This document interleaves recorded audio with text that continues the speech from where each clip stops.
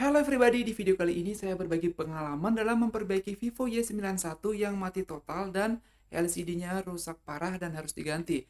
Nah teman-teman, sebelumnya ini yang punya HP bilang kalau Vivo Y91-nya hanya kerusakan LCD saja, jadi saya disuruh ganti LCD. Padahal sebenarnya ini HP-nya pernah kena air juga. Nah ini bekas-bekas korosi akibat kena airnya teman-teman.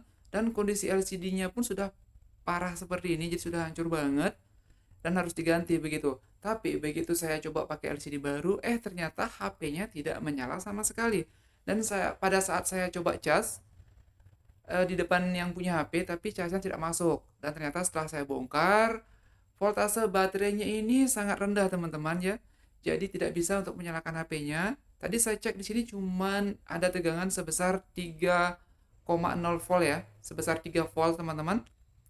Jadi ini tegangan baterainya drop dan HP-nya tidak bisa menyala. Dan kemudian pada saat saya tes arus chargernya, dia tidak sampai ke fleksibel bagian atas ini. Kalau di fleksibelnya aja nggak sampai, apalagi ke mesinnya, seperti itu. Dan di sini memang terlihat ada bekas korosi, ini kena air ya teman-teman. Jadi ini kita harus bersihin dulu bagian mesinnya. Setelah kita bersihin, kalau misalkan nggak mau, baru kita lanjutkan ke langkah berikutnya. Jadi di sini kita buka dulu untuk penutup mesinnya. Ini ada beberapa baut yang harus kita buka dan di sini videonya sudah saya percepat ya teman-teman, percepat sekali. Jadi kayak Superman gitu ya, kayak mesin robot membuka bautnya. Cepat sekali guys. Dan sini karena bautnya agak-agak korosi jadi agak keras. Ya mungkin kena airnya sudah lama nih memang teman-teman ya. Ini HP-nya sudah mungkin bertahun-tahun disimpan gitu dalam keadaan rusak. Dan semoga saja ini mesinnya masih bagus. Nah namanya kita kerjain HP seperti ini sebagai tukang servis teman-temannya, jadi kadang-kadang kita memang dapat barang yang sudah mustahil untuk diperbaiki, tapi tidak ada ruginya kita mencoba. Dan kemudian kita buka board bagian bawahnya, kita lepas bagian karet-karet penutup konektornya, konektor headset dan juga konektor cas. Kemudian di sini kita buka mesin bagian atasnya juga, kita akan bersihin semua, buka semua soket kamera. Ya, modul kameranya kita lepas semua teman-teman. Untuk Vivo Y91 ini kameranya ada 3, kamera depan 1 dan kamera belakang ada 2. Oke, selanjutnya kita lepasin dulu ini untuk seal-seal yang ada di sekitaran fleksibel. Nah, jadi seal-seal ini kalau misalkan dia ada bekas air, dia bisa menyebabkan korosi juga, guys. Oke, kemudian di sini kita akan bersihkan. Nah, kita bersihkan pakai cairan pembersih sederhana aja dulu. Nah, semoga saja ini untuk konslet ringannya bisa teratasi dengan membersihkannya seperti ini. Jadi kita pakai kuas kecil aja. Oh ya, by the way teman-teman, itu kuas yang saya pakai udah tipis banget, udah pendek banget teman-teman. Saya mencoba membeli kuas seperti itu kok susah banget dicari ya, sementara saya sudah nyaman banget pakainya. Cari yang model seperti itu juga susah banget, nggak tahu dibeli di mana kemarin dulu itu, lupa banget udah bertahun-tahun guys. Itu kuas kecil banget sudah ya, saya beli kuas yang lain yang besar begitu, rasanya kayak kurang nyaman aja gitu. Apa mungkin sudah terlanjur cinta ya sama kuas kecil ini. Nah teman-teman, kita bersihin seperti ini. Kemudian bagian fleksibel-fleksibel juga kita bersihin aja. Kita gosok-gosok seperti itu guys. Nah karena kuasnya sudah keras, jadi gosokannya pun menjadi sempurna guys. Oke, kita blower, kita keringkan. Jangan sampai ada bekas-bekas pembersih yang masih menempel di mesin kita. Yap. Oke, kita bersihin, kita bersihin. Kita blower seperti ini. Di sini nggak usah terlalu panas ya teman-teman, karena kita kan bukan untuk apa namanya, tidak pakai flux, bukan untuk mencabut komponen atau memasang komponen, kita hanya mengeringkannya saja. Dan kemudian saya tes casnya di sini pakai power supply dan ternyata teman-teman, di sini untuk di bagian konektor fleksibel untuk casnya ini ternyata nggak masuk. Stromnya nggak masuk, nggak sampai. Berarti ini masalahnya ada di konektor charger. Dan kemudian saya coba cabut dan saya kebetulan untuk Y91 habis, saya punya hanya Y81 dan juga Y83 ini ternyata nggak cocok ya, dia beda. Dia beda di bagian kakinya teman-teman, jadi nggak bisa. Kemudian di sini saya kebetulan ada dulu ya servisan Vivo Y91C dan saya pakai alatnya di sini ternyata bisa teman-teman. dia bisa ngecas sampai 70%-an begitu, dan sekarang saya coba menyalakan HP-nya. Dan ini untuk Vivo Y91C juga sama ternyata alatnya dengan Y91 biasa. Dan by the way ini Vivo Y91C-nya itu udah lama banget di servis, nggak diambil-ambil teman-teman. Mungkin sudah hampir 2 tahunan ya. Itu nggak tahu orangnya gimana sih, saya heran banget nggak konsisten. Dan kemudian ini saya tes pakai LCD, pakai LCD pengetesan aja itu ya, bukan LCD baru. Itu memang macet untuk layar sentuhnya. Dan sekarang ini saya pakai LCD baru. Nah, teman-teman, layar sentuhnya bisa jalan. Nah, kita tes pakai panggilan darurat untuk memastikan layar sentuhnya berfungsi dengan baik. Oke, layar sentuhnya bagus. Dan kita tes kamera untuk ngetes kejernihan layarnya. Ya, layarnya cukup jernih teman-teman, dan kameranya pun masih bagus. Jadi kita matiin dulu nih HP-nya. Tombol-tombolnya juga tadi saya cek, bagus kok. Oke, jadi ini aman ya. Kalau udah seperti ini kita bisa ganti LCD-nya, nggak usah ragu. Dia chargingnya udah masuk. Dan teman-teman sekarang kita cek, iseng cek ya, voltase baterainya menjadi 4,1 volt. Jadi sudah ada 4,1, itu sudah normal. Jadi tegangan baterainya sudah bagus, nggak perlu ganti baterai.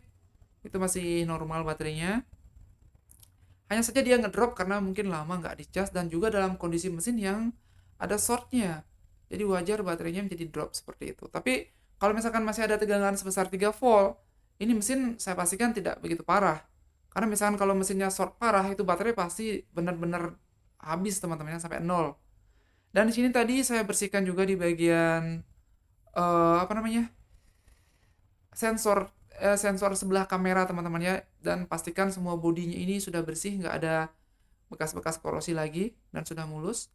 Itu bagian sensor penting banget untuk dibersihkan, karena kalau nggak bersih itu bisa mengganggu kinerja daripada HP kita nantinya.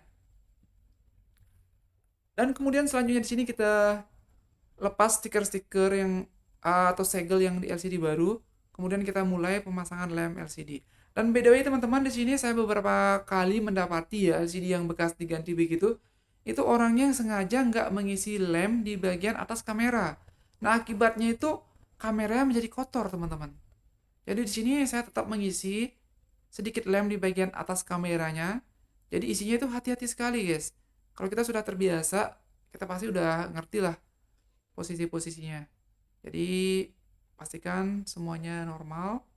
Lemnya itu bagus yang merata semua.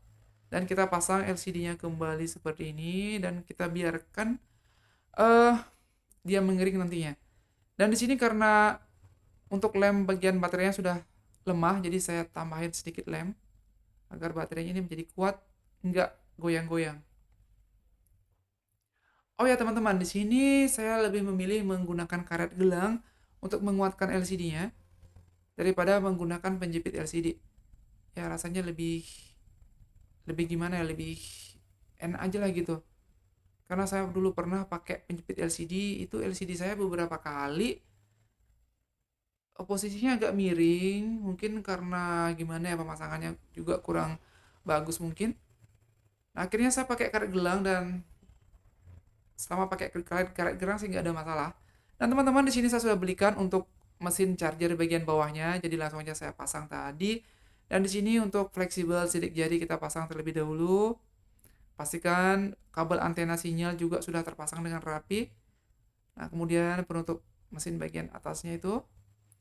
Barulah kita pasang bautnya teman-teman. Di sini ada cukup banyak baut yang harus kita pasang kembali seperti di awalnya. Jadi di sini tidak ada satu baut pun yang akan tersisa.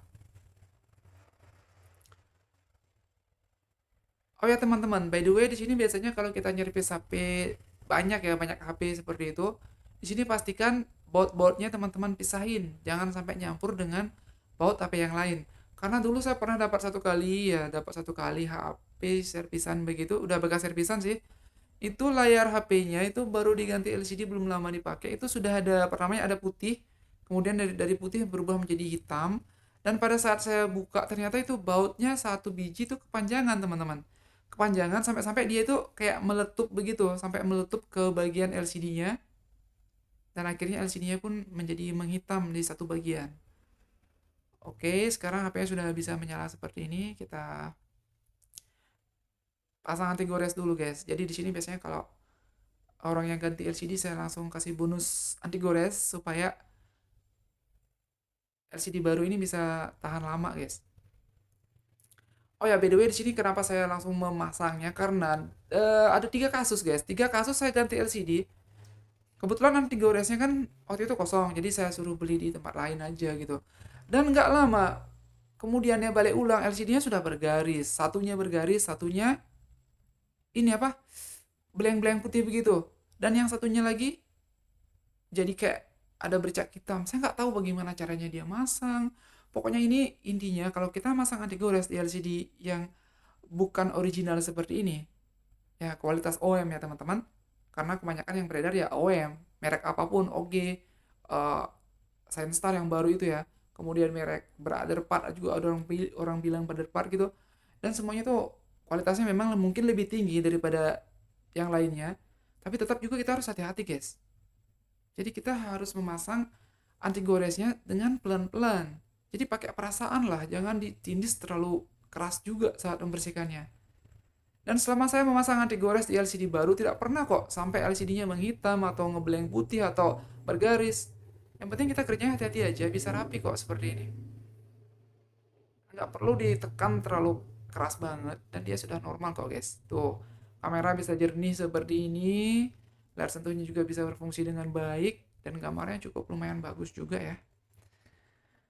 Nah teman-teman, jadi untuk perbaikannya tadi ya, untuk Vivo Y91 yang mati total ini ternyata dia kena air, mesin short, dan kita melakukan penggantian bagian board charger bagian bawahnya. Dan sekarang kita tes cas lagi ya teman-teman, satu kali lagi sebelum kita kembaliin ke yang punya HP.